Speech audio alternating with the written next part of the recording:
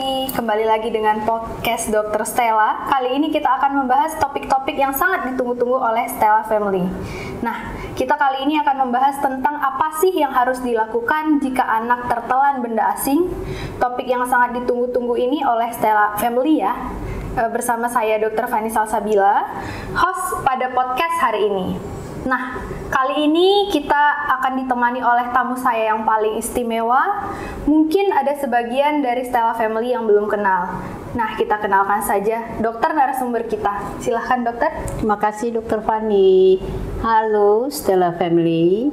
Perkenalkan, saya Dr. Linda Adenin. Saya dokter spesialis THT dan saya bekerja di Rumah Sakit Stella Paris Medan. Oke, nah Dokter Linda, gimana nih kabarnya hari ini? Alhamdulillah sehat-sehat. Gimana kabarnya Dokter Fani? Alhamdulillah sehat dokter.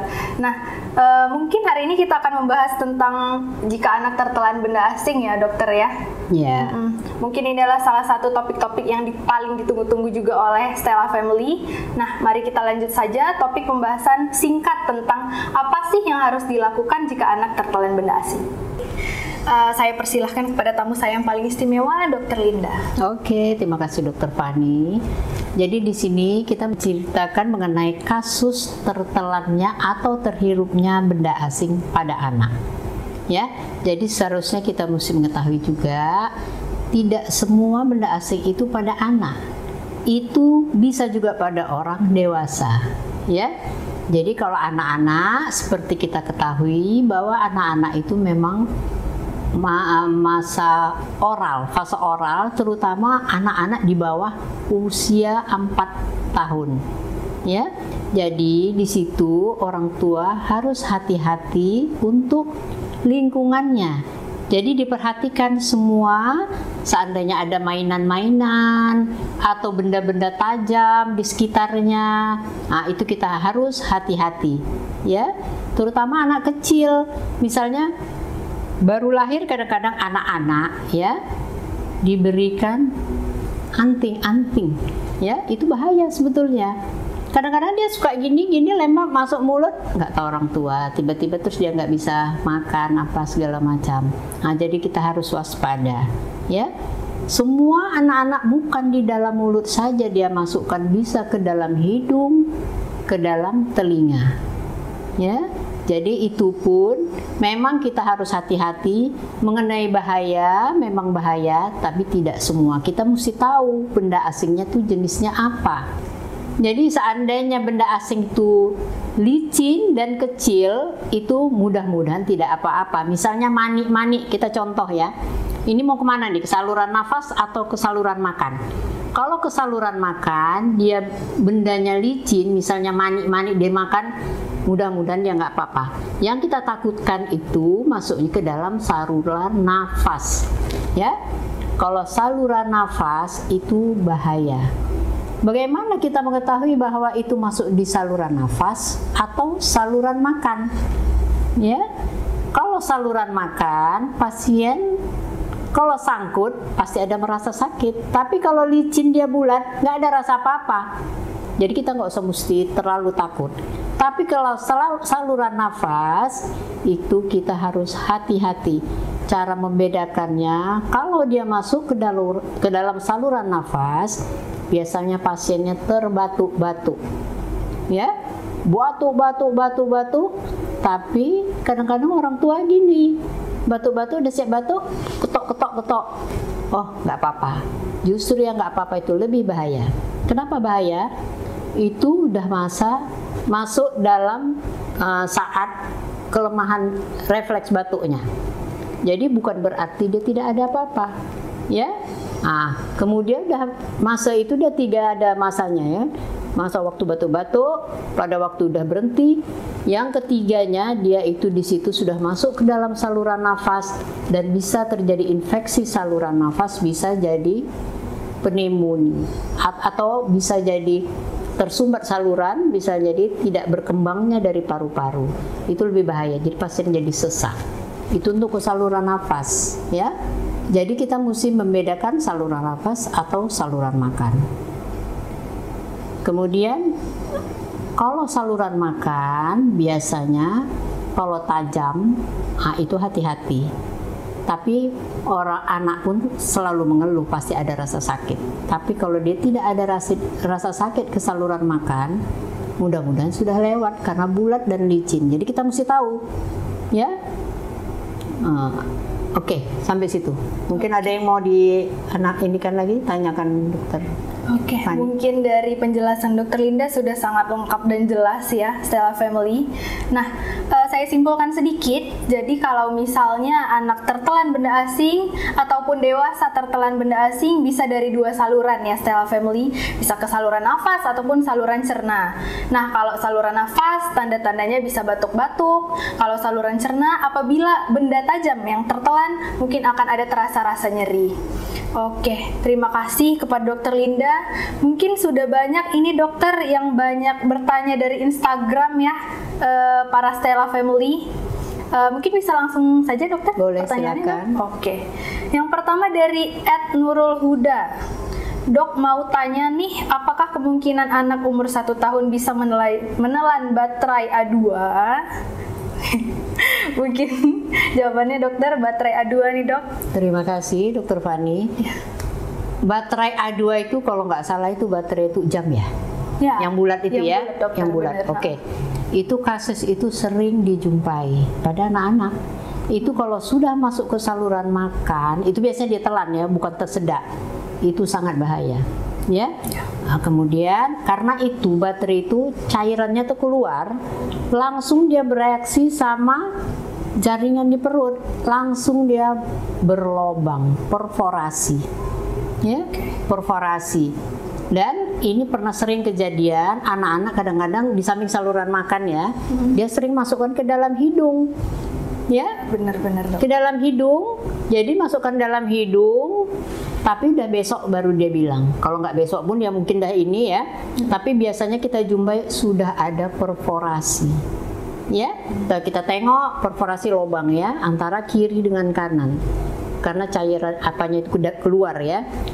Kemudian tapi apapun dia, kalau kita cepat mengangkatnya, yang radang atau udah ada perforasi lubangnya itu, mudah-mudahan dia bisa sembuh sendiri, tapi waktunya bukan cepat. Ya, tapi itu kalau di saluran hidung, kalau di septum. Tapi kalau di perut macam mana? Ya, bahayanya itu kalau perforasi lambung apa ususnya terpaksa, itu kita biasanya kirim ke bagian bedah. Ya, terpaksa dibuka, harus segera diangkat. Kalau enggak nanti tembusnya kemana-mana, ya kan? Tembus ini, wah udah. Itu yang paling bahaya. Makanya anak-anak kecil jangan dibiarkan megang-megang baterai. Ya, baterai itu paling bahaya. Ya. Oke. Oke dokter, terima kasih atas jawabannya dokter. Berarti untuk orang tua, terutama ibu-ibu muda ya dok, harus memberikan perhatian khusus kepada anak-anaknya ya dokter. Iya. Bayi maupun balita ya dok. Karena akan sering tertelan benda asing, terutama baterai A2 juga bisa ya, Stella Family. Oke. Mungkin cukup dok, kita lanjut ke pertanyaan kedua dok. Silakan. Oke. Dari @aansorul. Dok, anak saya nelen kelereng. Gimana ya dok? Saya khawatir banget. Udah kasih pepaya dan minum banyak. Apakah bisa keluar lewat BAB dok? Nah, bagaimana kira-kira dokter? Atas pertanyaannya. Sekarang anaknya umur berapa? Kelereng tuh ada kecil, ada besar, ada besar kali ya. Macam-macam kan? Ada yang kecil, ada besar. Nah, jadi kalau anaknya kecil makan dia kelereng, pasti dia tidak bisa masuk, atau yang kita takutkan masuknya itu ke dalam saluran nafas. Ya, kadang-kadang itu yang paling bahaya. Tapi kalaupun dia anaknya kecil masuk ke lereng, bukan, ini saya dari pengalaman ya. Jadi ada kasus bakso hampir sama lah ke lereng itu ya. Anak-anak, jadi dia main-main, lari-lari dia ya. Biasalah anak-anak kan, tiba-tiba tersedak bakso kan, bakso itu datang orang tua dicoba untuk mengeluarkannya, dikorek, bukan masuk ke saluran makan, bukan keluar, masuk ke saluran nafas, langsung meninggal. Jadi jangan, untuk orang tua, jangan berusaha untuk mengorek benda asing, mengorek sendiri ya, dari saluran pencenara atau saluran nafasnya. Ya, nah itu. Jadi kalau mengenai dari pertanyaan ini, kalau dia kecil, ya, misalnya guli, kelereng itu dia kecil, kalau dia tertelan mudah-mudahan tidak apa-apa. Dia ada keluar sendiri, apalagi dia licin. Kecuali dia tajam, kemungkinan dia bisa sangkut di mana-mana. Ya, tapi kalau licin ya mudah-mudahan nggak apa-apa. Ya, dan dia tidak akan mungkin, kecuali disorong baru, misalnya besar ya, disorong baru dia bisa masuk. Kalau enggak dia nyangkut, bahayanya di saluran nafas. Nah, itu yang harus yang bahaya kali. Ya, itu. Oke. Terima kasih atas jawabannya kepada Dokter Linda. Ini ada banyak pertanyaan yang lain nih, Dok. Yo. Boleh dilanjut, Dok? Silahkan. Oke, pertanyaan ketiga dari @surman Chalsa 4983. Izin bertanya, Dok. 2 hari yang lalu saya tertelan sebagian dari gigi palsu. Saat tertelan saya hampir tidak bisa bernafas. Terus sekarang saya batuk terus, Dok. Apa yang harus saya lakukan ya, Dok? Mohon jawabannya, Dokter. Terima kasih, Dokter Fani. Sekarang gigi palsunya ini kita mesti tahu giginya saja atau ada ininya. Ya? Bantalan Ada kawat. Ya. Kalau giginya misalnya kecil, 1 biji itu biasanya dia lewat ke saluran makan. Tapi kalau dia ada kawatnya, walaupun 1 dia ada kawat, itu biasanya lengket di saluran makan, namanya tertelan. Tapi kalau dia misalnya besar, apalagi besar ya, giginya banyak, biasanya umumnya itu dia tidak sampai ke saluran makan, udah lengketnya di sini. Karena di sini ada tempat penyempitan, namanya esofagus. Esofagus itu ada 4 penyempitan. Jadi biasanya di atas, tengah, ini ya. Jadi biasanya kalau misalnya benda asing, misalnya apa namanya, gigi palsu, umumnya dia masih di atas karena dia udah nyangkut sama daging-daging di bawahnya itu, di dalam salurannya kan, nggak sampai dia ke bawah. Ya, satu lagi, kadang-kadang juga kalau besar dia tidak sampai ke dalam saluran cerna, dalam saluran sini lah ya, masih di mulut sini. Karena ini sering kasus kayak ini sering kali kasus. Tapi kalau ada merasa sakit, itu apapun dia harus segera dikeluarkan. Ya, kalau nggak dikeluarkan, dia bisa meradang, bisa bengkak, bisa jadi nanah, bahaya. Ya, yaitu harus segera berobat, bawa ke dokter THT dan difoto segera. Ya, oke. Kasih. Oke, terima kasih, Dokter. Berarti kepada @surman Chalsa 4983 harus diperiksa dulu ya. Kalau bisa difoto biar bisa dilihat gigi palsunya di mana sangkutnya. Kalau misalnya emang masih batuk-batuk terus, kemungkinan harus diekstraksi atau dikeluarkan ya, Dokter. Iya, betul. Oke. Lanjut ke pertanyaan keempat, @user LM8Ki. Dok, tadi anak saya nelan pencetan pemotong kuku. Apakah bahaya, Dokter? Gimana kira-kira, Dok, nelan pemotong kuku nih, Dok? Sekarang saya pemotong kukunya tuh yang gimana? Sebesar apa? Ya. Kemudian tajam atau macam mana? Ya. Karena itu kalau misalnya anaknya umur berapa, nah itu. Jadi kalau misalnya anak kecil, terus ada keluhan nggak pasiennya? Kadang-kadang bukan apa, anak-anak ini dia tidak mau bilang. Karena dia di samping memang dia pun takut membilangkannya, dan kedua mungkin dia kalau masih kecil dia nggak bisa bilang, ngomong nggak bisa, kan gitu kan? Benar, Dok. Tapi apapun dia, kalau memang curiga orang tuanya makan, anaknya termakan itu, lebih bagus bawa aja ke dokter lah. Kita foto, biar aman. Ya, kalau nampak di sini, mudah-mudahan bisa kita lakukan sepanjang saluran cerna ini. Mudah-mudahan bisa kita kerja untuk bagian THT. Tapi kalau dia sudah masuk ke dalam lambung udah ini, itu biasanya kita observasi aja. Ya, kalau tajam dia nggak nyangkut di 1 hari masih di situ, itu apapun dia kita mesti keluarkan, dibedah dari dokter penyakit bedah anak. Ya. Oke, baik, Dokter. Berarti emang banyak anak-anak yang tertelan benda asing ya. Tadi ada yang tertelan baterai A2, ini ada yang pencetan pemotong kuku, berarti emang harus ada perhatian khusus dari orang tuanya untuk menjaga anak-anaknya nggak tertelan benda asing ya, Stella Family. Oke, kita lanjut. Nah, ini tertelan lagi nih dokter. Dok, anak saya tertelan dot yang digigitnya. Walaupun kecil, apakah nggak bahaya dok? Mohon dijawab. Silahkan dokter. Dotnya itu besar apa kecil yang ditelan? Sebesar apa kira-kira mesti kita tahu? Iya benar dok. Harus tahu juga ya dok. Tapi gini, namanya kalau misalnya anak kecil dia menelan dot, nggak mungkin dot besar bisa ketelan. Pasti gigit-gigitnya itu ditelannya, ya. Tapi kalau misalnya dot lembek itu biasanya nggak apa-apa. Jadi orang tua aja yang perhatikan di buang air besarnya, apakah sudah keluar apa belum. Tapi mudah-mudahan memang kalau lembek apa dia keluar sendiri nanti, ya.